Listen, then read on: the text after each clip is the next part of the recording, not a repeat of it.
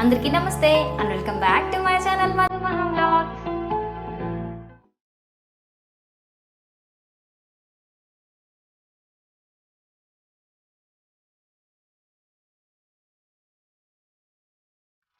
Hi అందరికీ, అందరూ ఎలా ఉన్నారు? బాగున్నారా? మేమైతే చాలా బాగున్నామండి.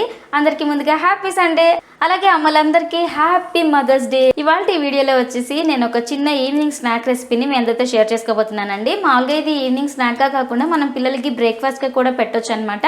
ఇదేం పెద్ద ప్రొసీజర్, పెద్ద ప్రాసెస్ ఏం కాదండి. మనకు కొంచెం ఇంట్లో ఉన్న ఇంగ్రీడియంట్స్తోనే చాలా సింపుల్గా చేసేసుకోవచ్చు అనమాట.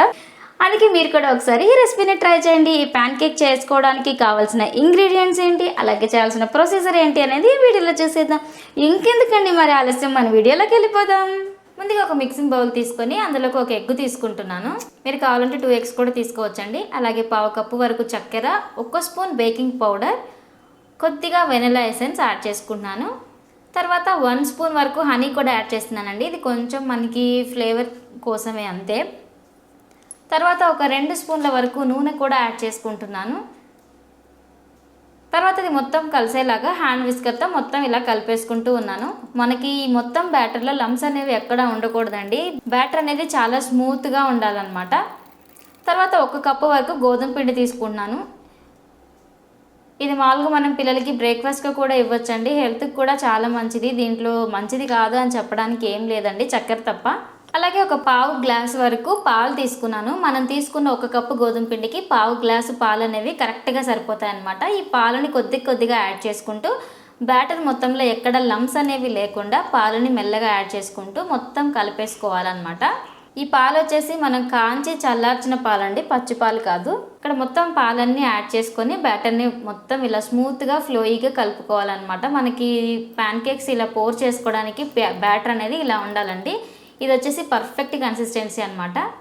తర్వాత దీన్ని ఒక 10 minutes రెస్ట్గా ఉండనిద్దాం. 10 minutes తర్వాత ఇప్పుడు ప్యాన్ కేక్స్ అనేవి వేసేసుకోవడమే. ఈ ప్యాన్ కేక్స్ వేసుకోవడానికి ముందుగా స్టవ్ మీద ఇలాంటి ఒక ఫ్రైయింగ్ ప్యాన్ తీసుకొని అందులోకి ఒక 2-3 చుక్కల వరకు నూనె యాడ్ చేసుకొని మొత్తం ప్యాన్ అంతా ఇలాగా రబ్ చేసుకుంటూ ఉన్నాను. ఈ ప్యాన్ కేక్స్ అనేవి మనం ఎప్పుడైనా లో టు మీడియం ఫ్లేమ్లోనే చేసుకోవాలండి. హై ఫ్లేమ్లో మాత్రం అసలు చేసుకోవద్దు, ఎందుకంటే అడుగు అనేది మాడిపోతాయి.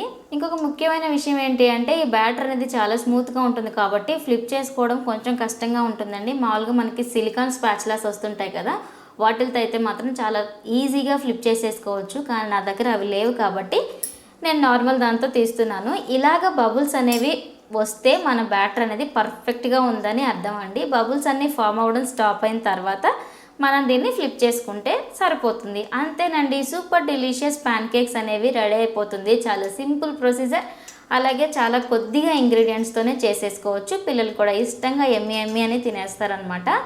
పిల్లలకి మనం రోజు పెట్టే ఇడ్లీ దోశ కాకుండా అప్పుడప్పుడు ఇలా వెరైటీగా ట్రై చేసామంటే వాళ్ళు కూడా ఇంట్రెస్టింగ్గా తినేస్తారు. మనం అప్పుడు ఫోర్స్గా ఫీడ్ చేయాల్సిన అవసరం కూడా ఉండదన్నమాట.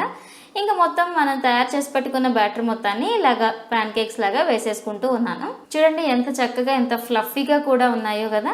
అంతేనండి, ప్యాన్ కేక్స్ చేసుకోవడం చాలా సింపుల్ అండ్ ఈజీ అనమాట. నాకు కూడా ఫస్ట్లో తెలియక చాలా కంగారు పడేదాన్ని, కానీ రీసెంట్ టైమ్స్లో నేనైతే చాలా ఈజీగా అలవోకగా ప్యాన్ కేక్స్ అనేవి చేసేస్తాను అనమాట. బ్యాటర్ అంతా అయిపోయిందండి, లాస్ట్లో కొద్దిగా మిగిలితే ఇలాగా ప్యాన్ కేక్స్ అనేవి చిన్న వేస్తున్నాను. నా చిన్న కూతురికి ఇవి కరెక్ట్గా సరిపోతాయి అనమాట. అది బుజ్జిగా ఉంటే పట్టుకొని తినేసిద్దని ఇలా చిన్నవిగా పోసాను.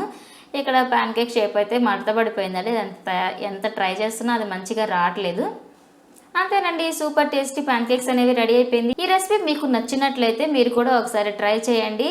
అలాగే నా ఛానల్ని ఎవరైతే చూస్తున్నారో ప్లీజ్ లైక్ చేయండి, అలాగే సబ్స్క్రైబ్ చేయండి. మీ లైక్ అండ్ సబ్స్క్రిప్షన్ అనేది నాకు, నా ఛానల్కి చాలా important. And thank you so much for watching. And don't forget